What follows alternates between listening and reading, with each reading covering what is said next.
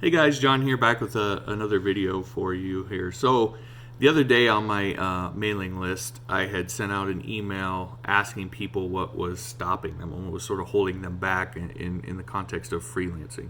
Which, by the way, if you're not on my mailing list, you can go to johnsfreetutors.com, just sign up for any of the free tutorials there, and you'll get added to it. But I'd asked them what their biggest roadblocks were, because I know, like, I can teach you a lot of tips and show you a lot of things and all this stuff that I've learned and so forth, but I know that oftentimes it comes down to something holding you back, something in your way, some sort of roadblock. I see fear a lot as one of them, uncertainty, overwhelm, just simply not knowing, just not having the information and knowing what to do. So I wanted to find out what is sort of the big thing that's kind of holding people back. As a matter of fact, if you're watching this, go ahead in the comments or whatever, let me know what's holding you back, because I want to tackle these things directly. But I got this question from Sarath. So Sarah said, I'm afraid to put my whole life depending solely on freelancing. What if I stopped getting my clients? What if I didn't get enough money for each month to pay bills? All these what if nightmare questions is what prevents me entering into it. Now, I totally relate to this. It was all the same stuff that went through my mind, and I'll be honest with you, when you freelance, there is always an element of what if. Like, that never goes away. But what I've learned over the years is it sort of becomes a motivator. It's what keeps you from getting complacent, and I actually have learned to sort of love that a little bit, because it always keeps me on my toes and just keeps me, like I said, from getting complacent. But I've said this before, income inconsistency is the number one problem that you'll face as a freelancer, right? It's the way it is. It's the nature of it. And there are things you can do to make it more consistent, and I'll talk about that in a second. But it's just something that you have to deal with. And this tends to be the things that kind of the anti-freelance folks who are out there, they kind of always bring up. They always sort of will talk about how your income's going to go up and down, and there's no job security in this and that. But here's what they don't tell you. On average, freelancers worldwide still make more. So Payoneer did a study a few years back where they surveyed 23,000 freelancers across 180 countries. And on average, freelancers work 36 hours a week and make $21 an hour, which is an average salary of about $39,000 per year. Now, depending on where you live, you might hear 39,000 and sort of scoff, right? You might like, 39,000, that's nothing. But just remember, this is worldwide, so it's 180 countries. And according to the World Bank, the average income worldwide for wage earners is $10,298 per year. So on average, freelancers make roughly 4 times more than wage earners do worldwide. So wherever you live, obviously it's going to be different from country to country, but on average, they just make more. And even if it's not completely 4 times, right, it's still more.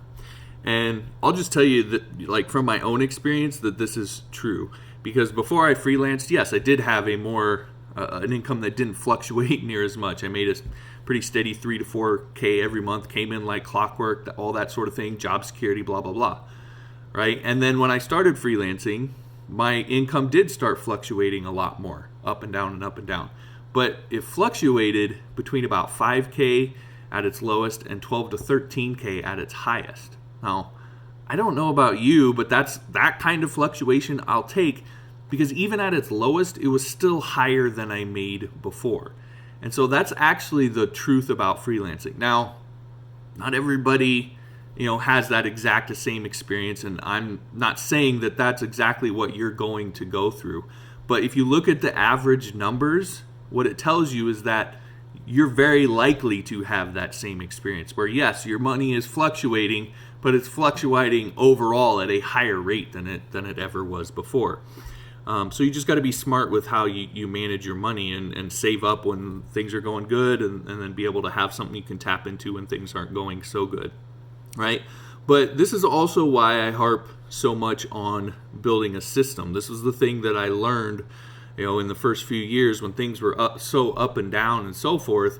What I learned is how to build a system that made things a lot more consistent. And the really big thing is building a system that leads to a backlog of clients. I say this just about every video I do on freelancing, but a backlog of clients really is the sweet spot, because when that happens, If a client doesn't have as much work for you that month, you have other clients that are in this backlog that you can then start doing work for to make up for that income. Or if a client starts acting crazy, you can get rid of that client and you have another client to replace them. Or a client fires you because they just don't like you, you have another client that you can replace them with. Getting to that backlog is the sweet spot. And the way to do that is to build out a consistent, reliable system that's out there working for you every single day to bring in clients. And so when you build that system using content marketing, email, social media, all of that, it just gives you a lot greater control of your monthly income and how much it fluctuates, and it just gets a lot more consistent. And I think the biggest thing with all of this, with freelancing in general, with building a system, everything, it just gives you a lot more control. Right? When you work for someone else, you're sort of beholden to that company and the people that are running it, and you may not have as much say and all that sort of stuff. But when you're freelancing on your own, it is all on you, but it also is all on you. So you just have a lot more control. And I think most people, if they have a good work ethic, right, given enough time, they figure it out and they actually end up doing better as a freelancer than they would working for someone else. And it does have to be in your DNA a little bit. Like, I'm the type of person, I'd rather work 20 hours a day for myself to make that work than 6 hours a day for somebody else. Like, that's just how I'm wired, and I legitimately really mean that. That's not just something that I'm saying. So you have to be wired a little bit that way, but if you are, you'll probably do a lot better as a freelancer. In any case, that's why I created my Beginner's Guide to Freelance course, is to sort of teach you all of this stuff and how to build out that system for reliable freelance income. So if you haven't yet, you can check it out over on Skillshare. You can get no cost access to it, so you can take the entire course and not have to pay a thing, because I can give you an exclusive 2-month free trial as a teacher there. So you join the trial, take the course, and then just cancel before the 2 months is up, and you never pay a penny for the course. So it's a really great way to learn all this stuff without having to pay a bunch of money for it. Anyway, all the details on that are at johnmorrisonline.com/freelance. All right, that'll do it for this video. Thanks for watching. We'll talk to you next time.